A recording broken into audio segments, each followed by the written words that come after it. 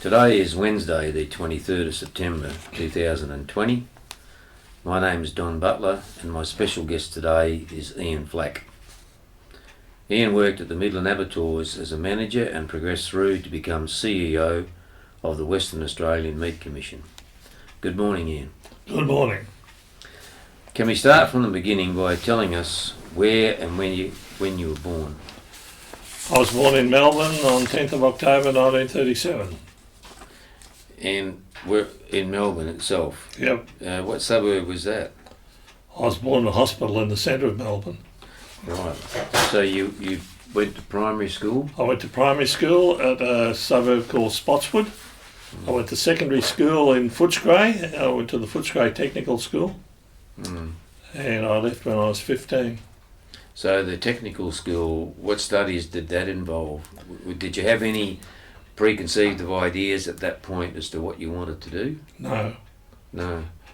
But I soon worked out that I didn't want to be a tradesman. Oh, right. I didn't have any aptitude for that. Right. And I probably should have gone to the local high school instead of the technical school. But anyway, yeah. It all worked out in the end. So you would have... when did you decide to do further studies? Did you do further studies in Melbourne? I did do a lot of further studies in Melbourne. I studied to be a meat inspector, and my father was a meat inspector, and my family were in the meat industry, and I passed that when I was 18. I was the youngest one ever to pass that. And then I went to work when I was 18 at the Melbourne City Abattoir, one of the biggest abattoirs in Victoria. And I was a meat inspector there until I was 29. But I did do, you asked me about further study. I decided, and then I did what they called the health inspector certificate then, or diploma. And I finished that, and then I decided to finish my last 2 years of education, so I did my leaving and matriculation at night school. And that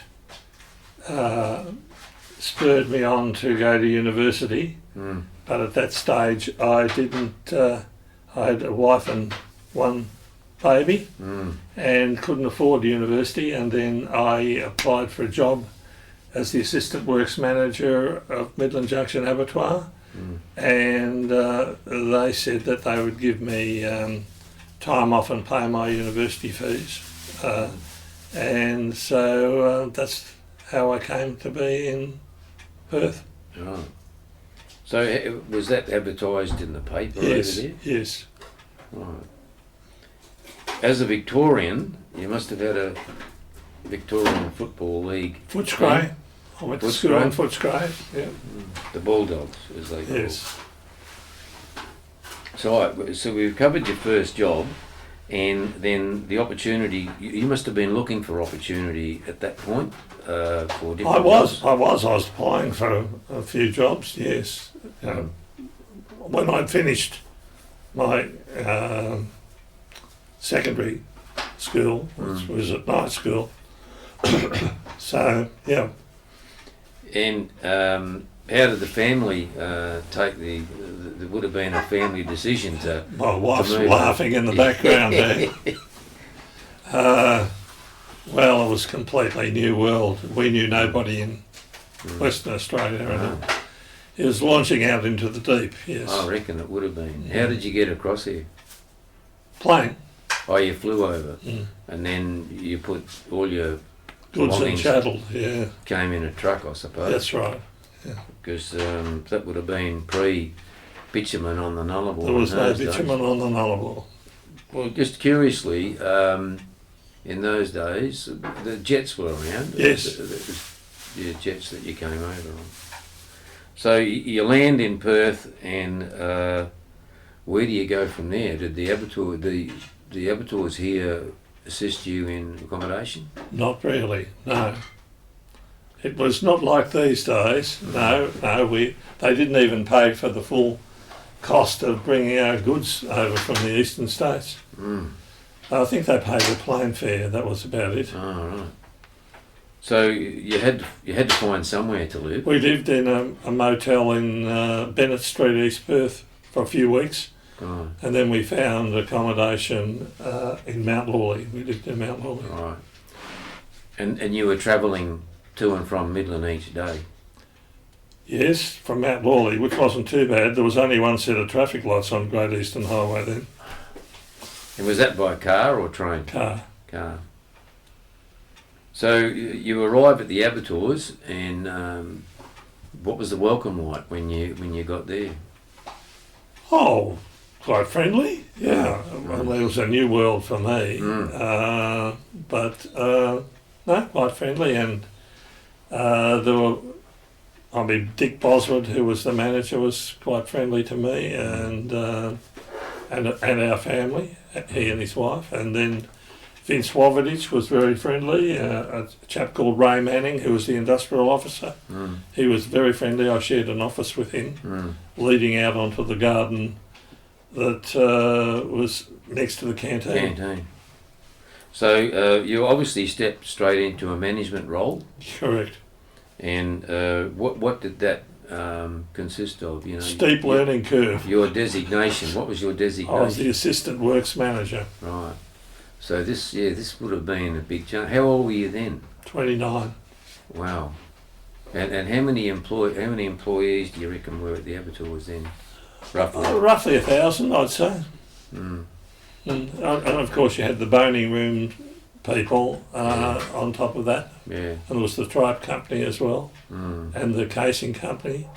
So yeah, it was upwards over 1,000. Because in Midland at that time we had the WA government railway workshops as an employer, and also Midland Brick, and then of course the Abattoirs was a major employer. Oh yes. So once you got here, did you have any sort of social life that you were able to involve yourself in? Oh well, social life, yes. Barry Dewell, who was the secretary, of the Abattoir board, who's about my age. I was a keen tennis player, and he introduced me to the South Perth Tennis Club. So got involved with a nice group of people. We're practicing Anglicans, so we went to the church there in Good Shepherd, Bellevue. Right. And so we got involved in that group of people. Yeah. They would. Yeah. I mean, in those days, the activities and social activities in churches was quite strong. Oh yes. Yeah.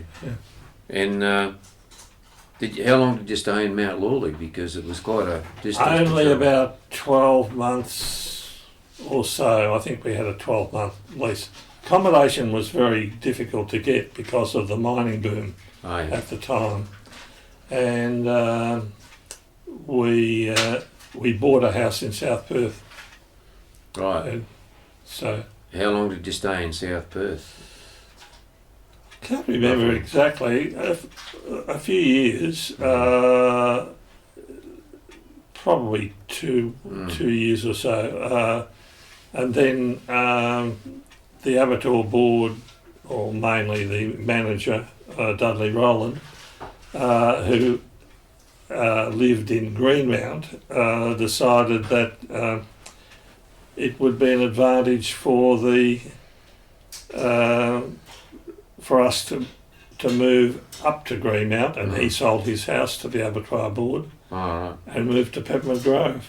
So we were up in Greenmount for Old York Road, Greenmount for 3 or 4 years, 5 years probably. So you'd had young children then going to school? We had our older girl, who was 6 months old when we came over here, was followed by our younger girl, Felicity. Megan was the eldest, 3 years later. And so Megan went to kindy at Darlington and Lance Holt School at Darlington. Right. So just getting back to the job, can you remember like this was the Midland Junction Abattoir Board, It was. and you were directly responsible to Dick Boswell. Dick Boswood, yes. And do you remember who was on the board at that time? Yes, well, I remember some of them.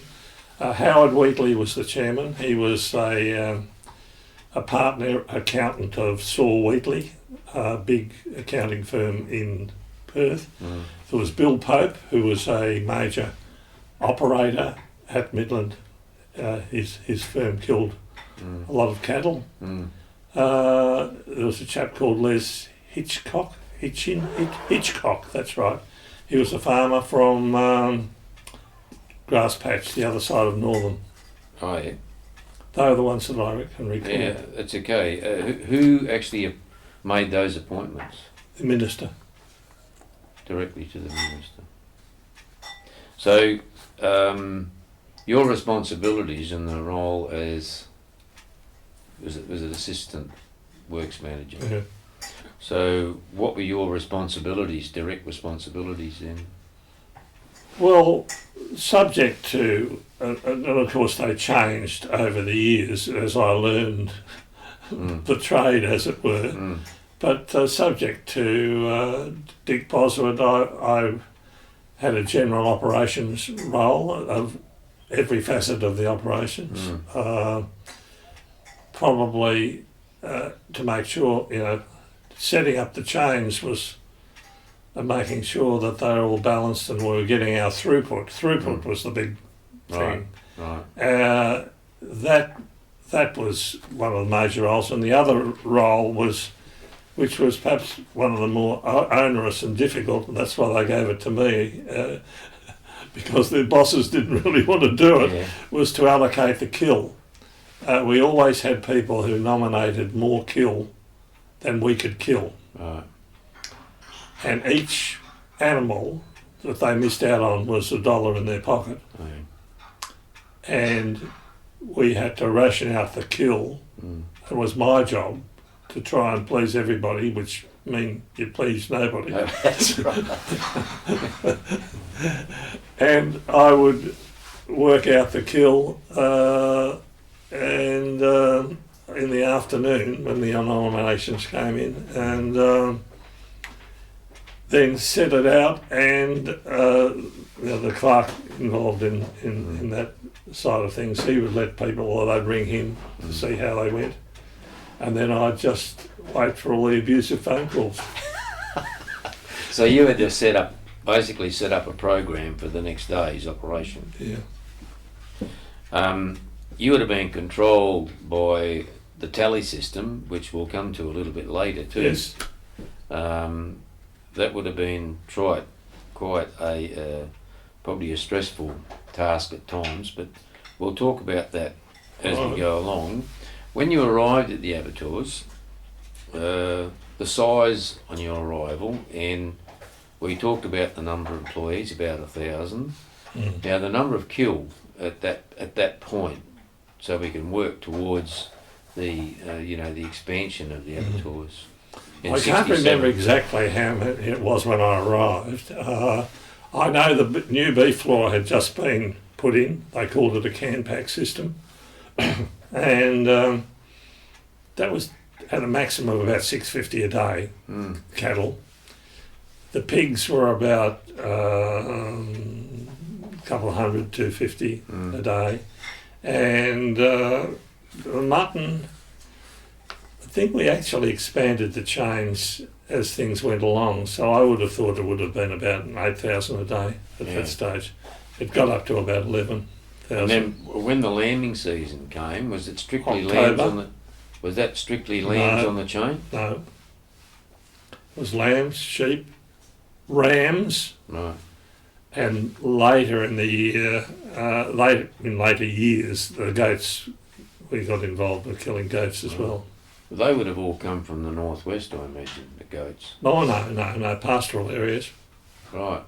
Yeah. Yeah. So like Pilbara. Or Pilbara. Pilbara, yeah. Yeah.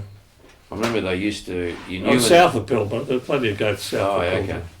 So they were just wild goats, or they They're all wild, Wild. trapped at water holes. I remember you always knew when a goat truck went through town You did? because, yeah, you had to put pegs on your nose. Well, I know with when I used to go in there 7 days a week.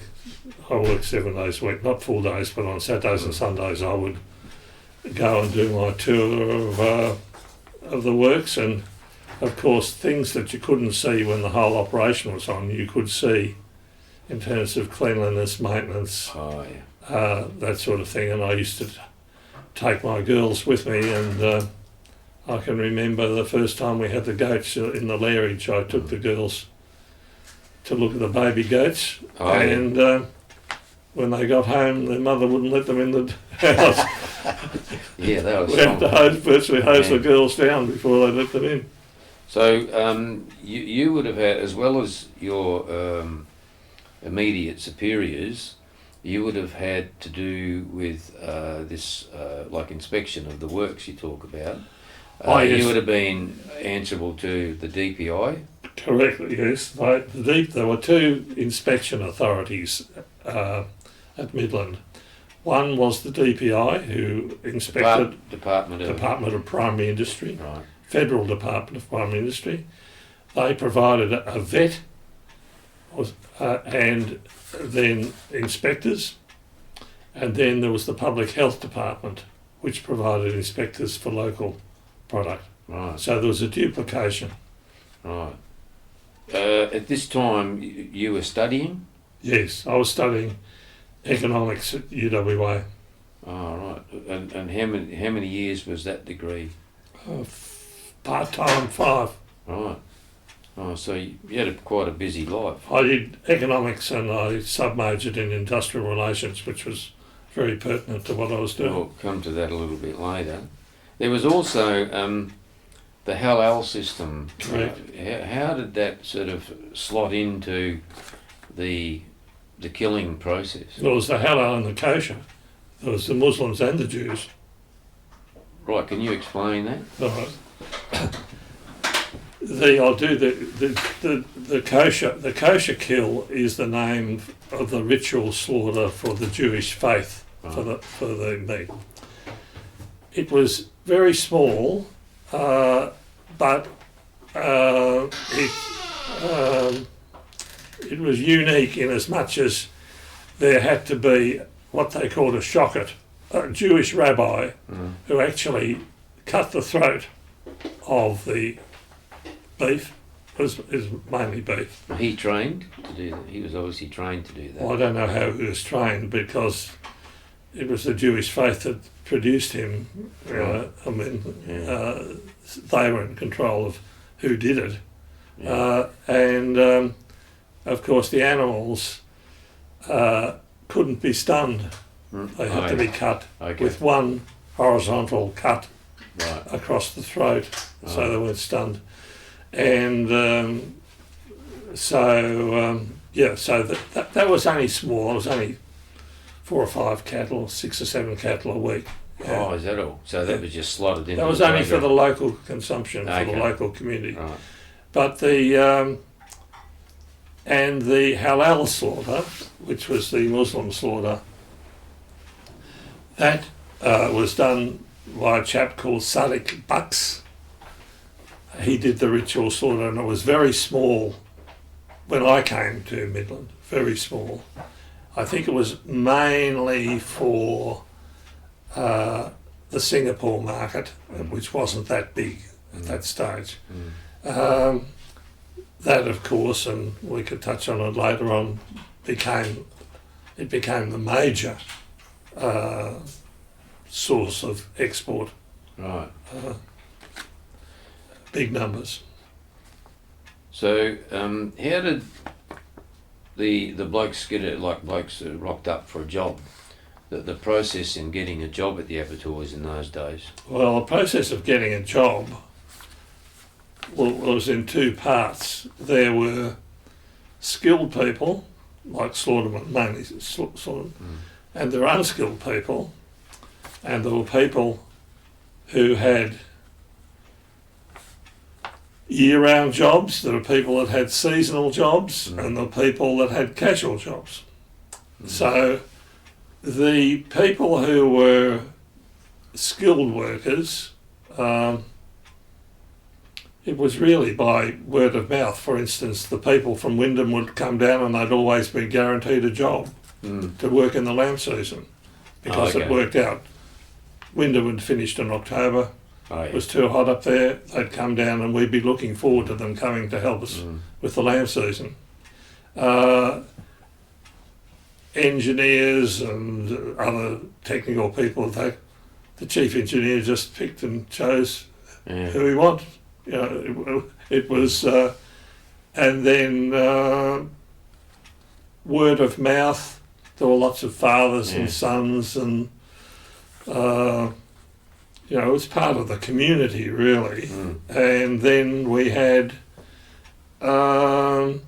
casuals because we needed to balance chains, and we'll get onto that later on. But we needed a certain workforce, and you couldn't rely on lots of people turning up. If they'd had a hard night out the night before, they didn't turn up. And then, of course, in terms of labour, we were relying on the people. A lot of Torres Strait Islanders were building the railways in the north, and they would be told, we don't need you for 2 or 3 months. And they were very good workers, and they'd come down and work for us, but in 24 hours notice they had to leave. If the railway wanted them, they just went. And their task would be on the chain? Oh no, they were labourers. Right, because the chain was more of a skilled worker. Yes. We had to keep up with the chain. So anybody that went on the chain would have had to have specific training in their task. Learners, we called them learners. Right. And they went through a learning program. So they had a mentor on their station? Yes. Because my understanding was that as the chain went around, these blokes were all standing next to one another. Yes. And they all had a specific task. Correct, yeah. Getting onto the Slaughtermen, was that an apprenticeship trade? How did you become a Slaughterman? I think by the time that I got there, the apprenticeship system was gone.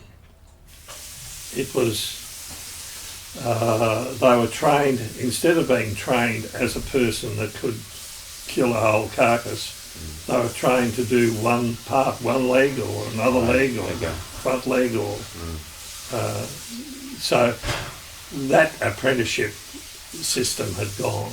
It was the very nature of the piecework and the division of labour meant that you could be a slaughterman but only know how to skin one leg. Right. Yeah. But you had to do it quite a few thousand times a day. Yeah, that's right. In the one spot. Yeah. Did they ever get a break to sort of to go and if they wanted a toilet break or something? Oh, if they wanted a toilet break, they had what they call a rover. Right. There were rovers and there were supervisors. So if somebody had to go for a toilet break, I mean, they had smokos and lunchtimes, but then the rover would step in and cut them out until they came back again. Oh, yeah. So on a 30, I think they were 34, 36 man change, you might have one rover. Doubt if there were two, but there could have been.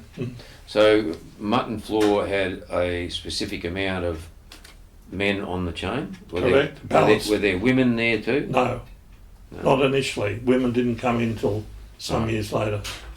So the mutton floor would have had a certain number on the chain.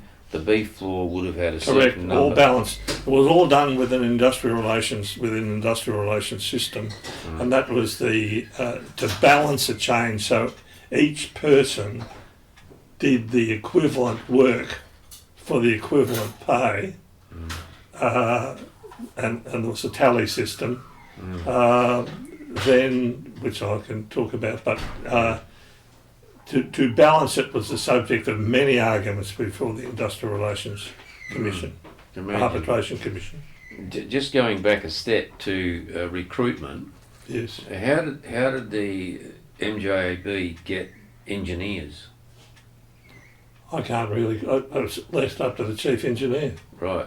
So, but you did mention earlier about state ships. Yes.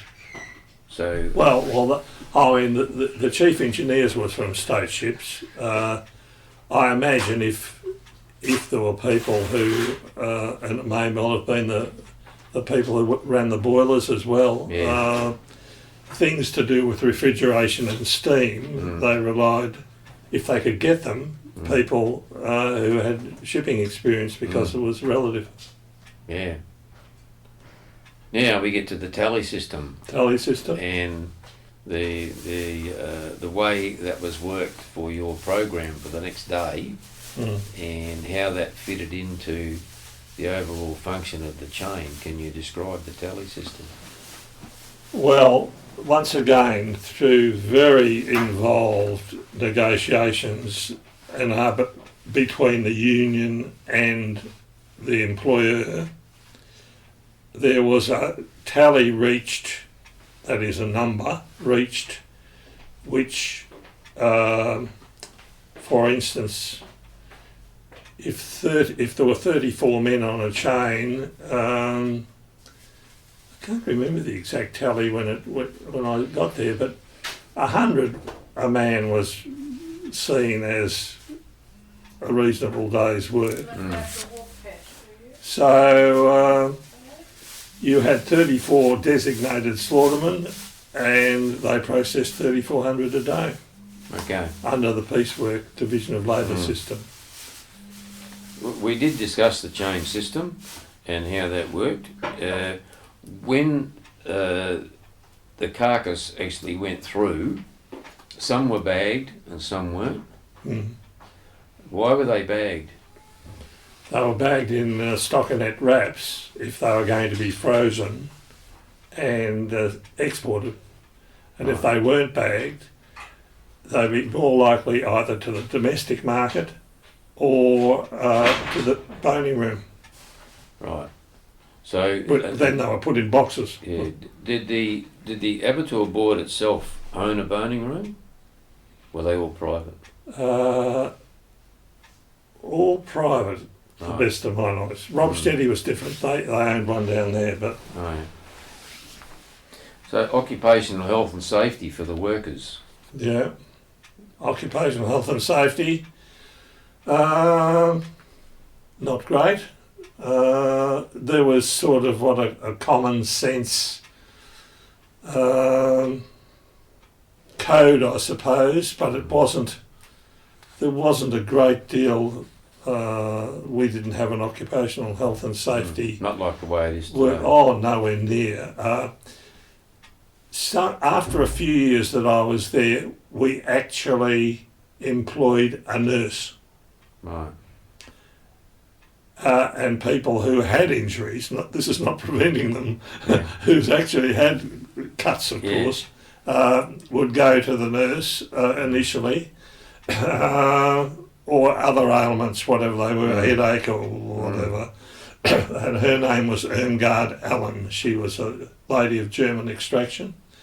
But most people with cuts would go straight to the doctor, and most of them would go to the St Andrews Medical Centre. Oh, yeah. And other doctors around Midland. And because there was such a large number of people with cuts and backs and whatever, they were a big part of the doctor's clientele and income. Right. And it was sort of, if you've got a cut, you've got a week off, you know. Yeah, if you need stitches, you've got a week off. Formed part of the workers' compensation system. Well, workers' compensation was in addition to that. That was the legislative one. And certainly, I know when I got further up into management, our claims were way above what we paid in premiums for a few years. High claims. And just as an aside to that, we later on decided to employ a doctor. And the first doctor that we had was Dr. Paul Posada Savona. And he was treating people on the spot. Mm. And of course that led to a lot of complaints from the local doctors who were, yeah. income was being reduced. Mm. Because it was a pretty hazardous injury. Very. Industry, sorry. Very. Slippery floors. Yeah, because everything was washed down. Boiling water. Wet, and they all had rubber boots, Yes. I recall. Yes. Yeah. Personal protection and stuff, like in the form of gloves or hairnets or... No. what is it? Oh, there might have been Aprons. hairnets later on. Mm. There might have been, I can't remember now. No, there were some aprons when it was necessary, Yeah. but on the chain, that you had to be pretty agile, and you didn't want something, you couldn't do your job with mesh gloves. No, okay. Couldn't do it. Okay. But all the knives were supplied by the board at that time? I can't remember that. No, I can't remember. I imagine there'd have to be some control over the size of knives and different types of knives. No, No? they knew what they needed. Yeah, so they could bring their I'm pretty own. sure they brought their own. They actually, no, I do recall now, they got a knife allowance as part of their income. Okay, so they could So if you choose could buy their their own, they could hone them to the sharpness and the shape that they wanted. No, they did get a knife allowance. own. So moving on to industrial relations and strikes and your involvement in negotiations with unions and... Well, while I was at Midland, I think most of the industrial relations, well, to start off, industrial relations were poor, very poor. If Dick Boswood was the boss of industrial relations, and he took a very hard employer line, and that was met with an equally hard union line, and the inevitable happened. There were stoppages, strikes, industrial relations. The Arbitration Commission was regularly visited, and there was a Industrial Relations Commissioner who was designated as looking after the meat industry that was that bad. What was the union? What was the name of the union? AMIU, Australasian Meat Industry Employees Union. Right. And they were pretty strong? Very strong. Is that Australia-wide? Yes. Right. Not now, I believe, but then they were. Then it was, yeah. So were there many stoppages during these times? Lots. What sort of duration would they Oh, be? the maximum was the 6-week strike, which really it was unprecedented. But 6 weeks is a long while for people to be without income. And for when you're dealing with a perishable product, for farmers not to be able to get their stock killed. Yeah. So there was a lot being killed in the country, meatworks, but it was a bitter strike, bitter strike. So what precipitated that? I can't remember exactly now. Oh, It's sorry. probably over a tally system or something like that. I can't remember now. That's okay. So moving on to the expansion in your time from 67 till the time you became CEO and then moved on to Rob's, there was quite a deal of expansion, and the demand. What caused the expansion? Well, a number of factors. The first thing was that the United States Department of Agriculture, who we relied on heavily to keep going because that market was so vital, they introduced strict hygiene measures. So stainless steel, which was a rarity, the place was almost built of stainless steel as a result of that. They insisted on different ways of much more hygienic way. And so that was that. There was the demand. I think we had a sheep population of in the mid 30 millions, which is it's nowhere near that today. And the demand for kill was phenomenal. And so that was another factor. And if you're killing more, then you've got to store more. You've got to if you're killing more, obviously you've got to have the facilities to kill, but then you've got to have the chillers, you've got to have the offal rooms, you've got to have the freezers, the storage, and then of course the boning rooms are boning more. So we had to have facilities to freeze cartons and then store them. Then so we had to build large coal stores. The 1 million cubic foot one was the one example. We had to buy forklifts. We never had forklifts before that.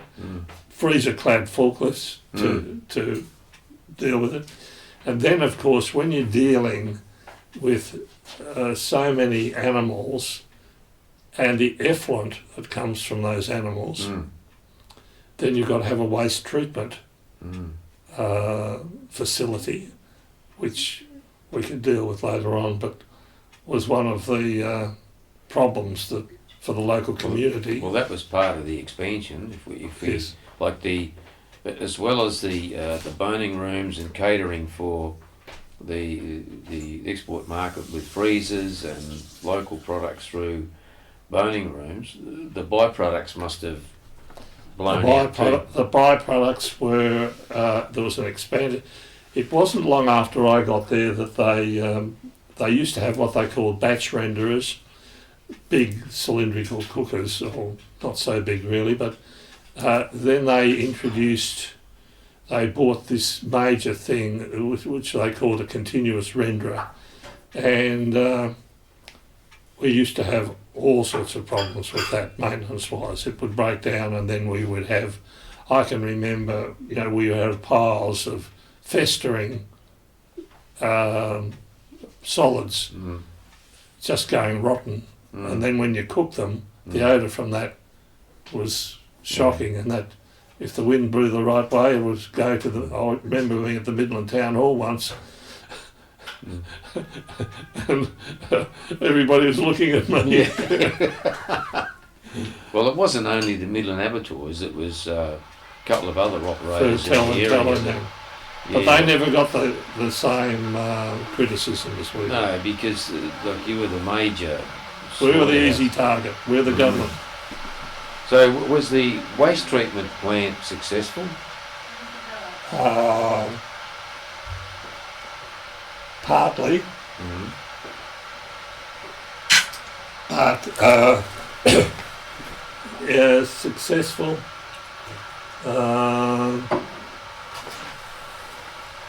I'm not sure. No, it was plagued with problems. We even employed a chemical engineer, which I never even knew what a chemical engineer was, to help us get out of it. But we never really got out of that problem. So that would have been built by contractors, and yes. The technology would have been probably new and overseas technology. Not sure whether it was overseas. I'm not sure. It was known, but we never quite got that right. So if I can come to the management chain of command, from the very boss, the general manager at the time, yes, down to supervisor swarms, and if you can remember some of those blokes. All right, there we go. When I got there, the general manager was Dudley Rowland. He was the one that recruited me. He followed his father, Cam Rowland, who was a previous manager. Then, as I mentioned, there was Dick Boswood, who was the works manager. I was the assistant works manager. Ray Manning was the industrial officer. Roy Drabble was marketing. Barry Dewball was the secretary. Pat Patching was the office manager. He was succeeded by Vern Wilmot. And then Vince Wovich was the slaughtering superintendent. We had a series, quite a number of supervisors. Ted Francis was on the beef floor, Don McCulloch was on the beef floor, Joe Mountain was the Boy Charlton, I can't remember his second name, but Joey Mountain was the mutton floor supervisor, Rossi Drew, and George Barndon, they were mutton floor supervisors. Now I think Graham Callanan was the supervisor on the pig floor. Harry Ellery succeeded him. How am I going? There's a bloke out in the yard too. The yard supervisor. Was his name Banfield? Pepper? Was he a Banfield? No. Swanson. Billy Swanson, yes, nice chap, Billy. He was there right till the very end, I understand. He was. He used to look after the ponds to make sure they didn't overflow when we got rain, and he looked after the sale yards as well. And yeah. In the engineering department? Well, it was Albert DeVries, Jim Leach, Bruno Sikolas was the electrician, Terry Dunham was there.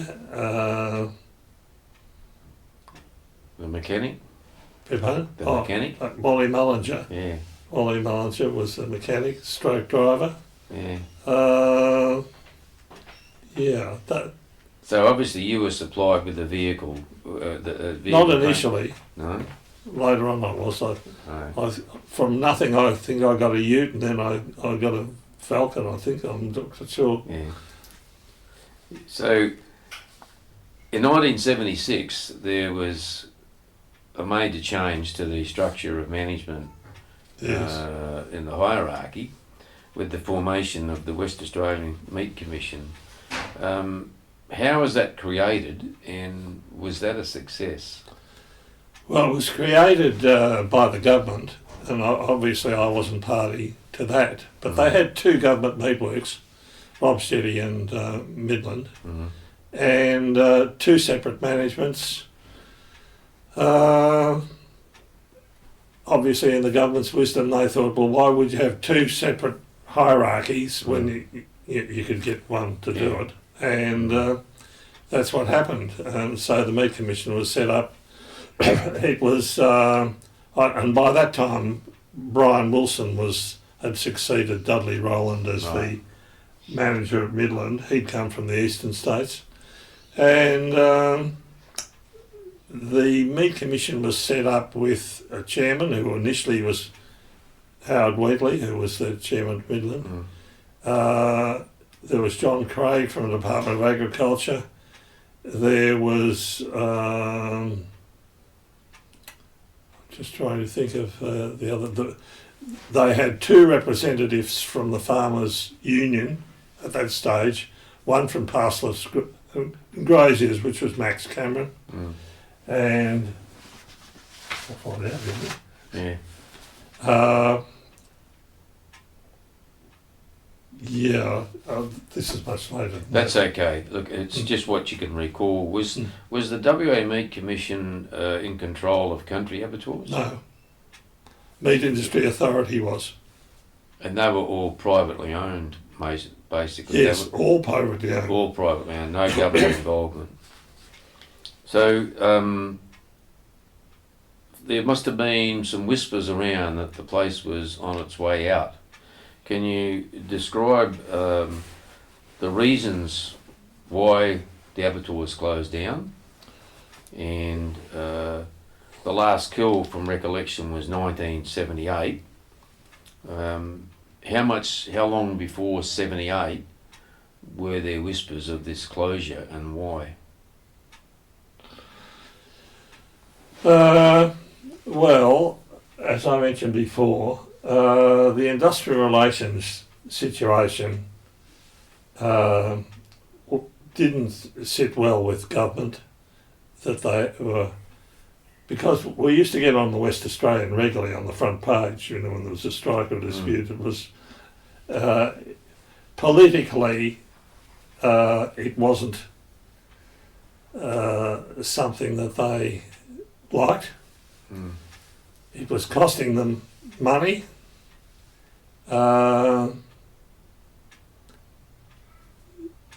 You had the local government, the city or town of Swan or whatever it was at that stage, town of Midland, they were agitating over the environmental aspects of it, and particularly the smells coming from the byproducts and the waste treatment facilities. And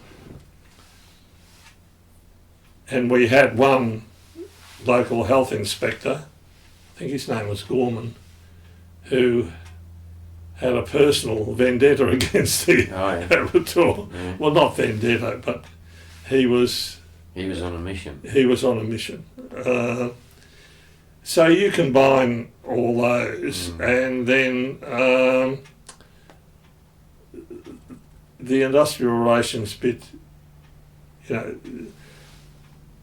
there were whispers, but it just got too much, and government said, well, we don't really need this, let's close it down, and we'll continue to kill at Rob's Jetty. Oh, okay. Did the live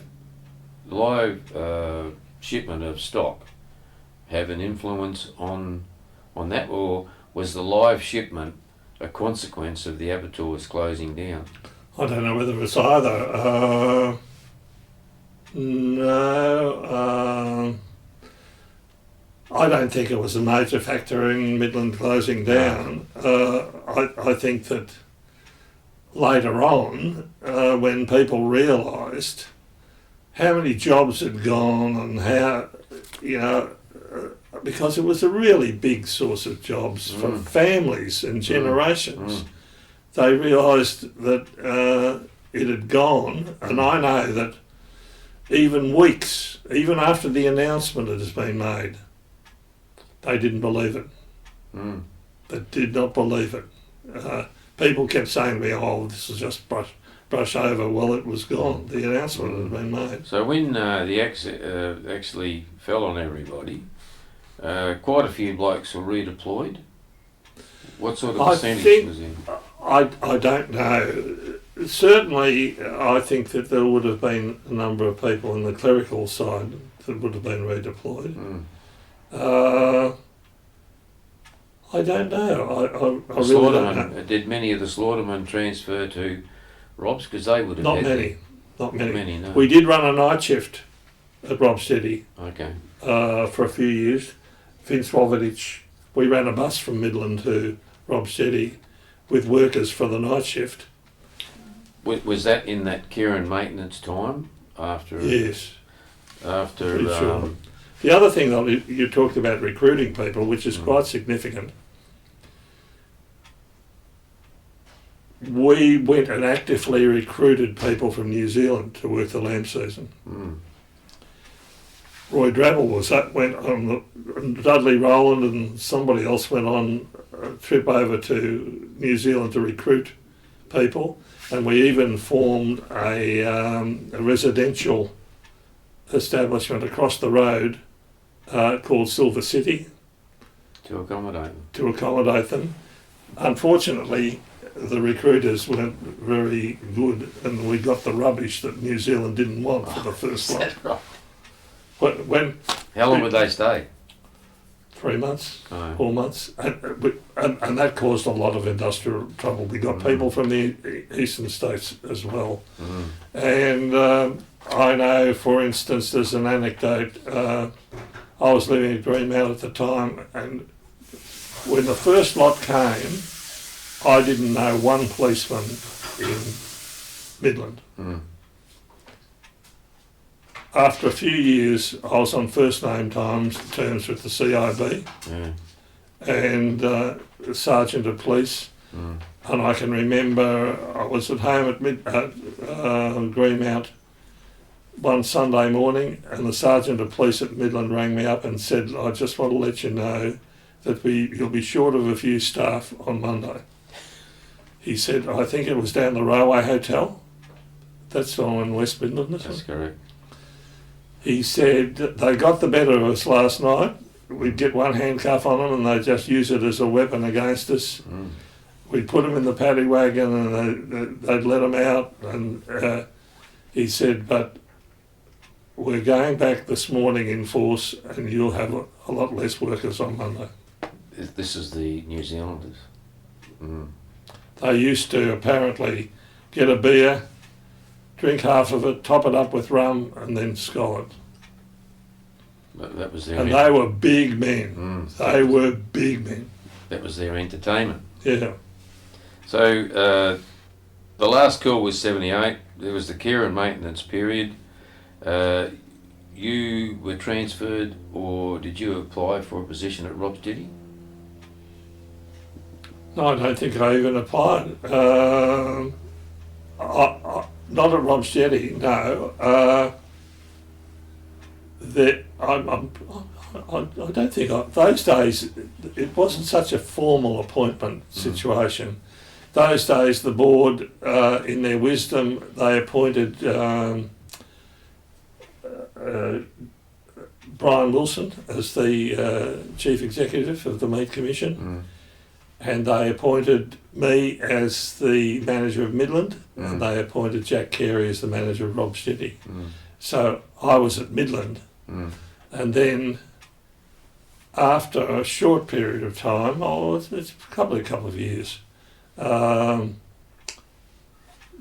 Wilson went on long service leave, and he didn't come back, and they appointed me. I didn't apply, they had just appointed me chief executive. Right, at Midland? No, of the Meat Commission. Oh, the Meat Commission. But I was already the manager at Midland. Yeah, but where was your office when you were appointed CEO?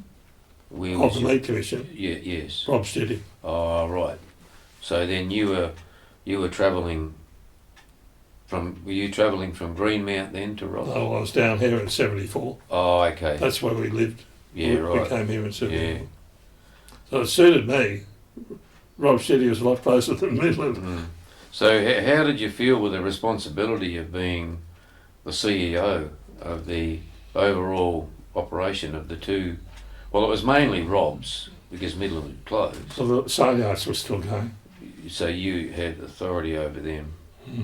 How did I feel? Oh, I just thought it was a challenge that I'd Took up. like to take up, yeah.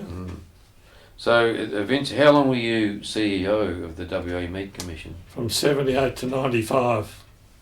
Right. So you had a fair whack at that. I did have a lot. So when retirement come, were you looking forward to retirement or? Well, I didn't retire. I You was didn't? made redundant. Oh, is that right? Well, the reason being is they shut down Rob's Jetty and they shut down the Meat Commission. What year did they shut down Rob's? Do you remember? 95, I think. 95. Well, its last operation was about 93, but the official closure was 95. So you were without a job? No, I had a job. You weren't sacked. You know, the government had a policy that you could take voluntary redundancy if you wanted to, or you could stay and they'd find you a job. Right. So I went to the Department of Agriculture for about 6 or 7 months, and I decided that I'd take voluntary redundancy. Right. So I got the package. So then you had a big holiday? Not really. No. Not really? No, I started my own business about that same year, How long did you do that for? from 95 to last year, 2019. Oh, you were at it a long time. So, you know, your experience in the meat industry generally would have been well sought after. Yes, it was. While I was chief executive, I was also on the Meat Industry Authority. I was on the Australian Meat Exporters Federal Council. I was on the State Meatworks Federal Council. I was on the Council of Australian Public Abattoirs. I was the only director of the West Australian director of the Australian Meat Research Corporation. I was a member of the Quarantine Inspection Advisory Council advising the Federal Minister. Yeah, I was pretty well known in the The meat list industry. goes on. You had quite a few responsibilities then. I used to go east probably every 3 months, yeah, or more, to Canberra or So Sydney. with all these authorities, were you advising the meat industry, like with country abattoirs and Meat Industry Authority, local Meat Industry Authority, yes. and what did that actually control? Like butchers or boning rooms or Abattoirs, only abattoirs? Yes. Statewide? yes. Right. So in that I went to, from Wyndham to Esperance. You oversaw Not me personally, No. the Meat Industry Authority. the meat industry authority did.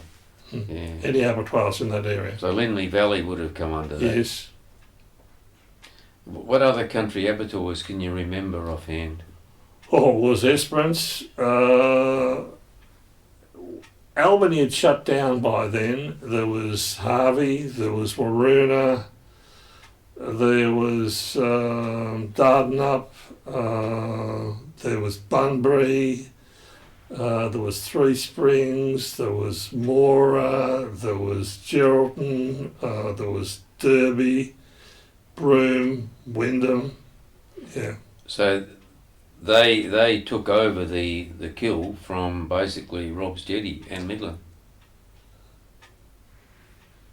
Well, there was nobody else to do it. No. No, but I think the kill declined significantly, and there was a new abattoir built, Fletcher's, down in Mount Barker. And then the live shipment was That was booming, yeah. yeah. So that would have taken away from the kill. Mm. Well, I think we've covered a lot of ground there, Ian, and thanks very much for your time today.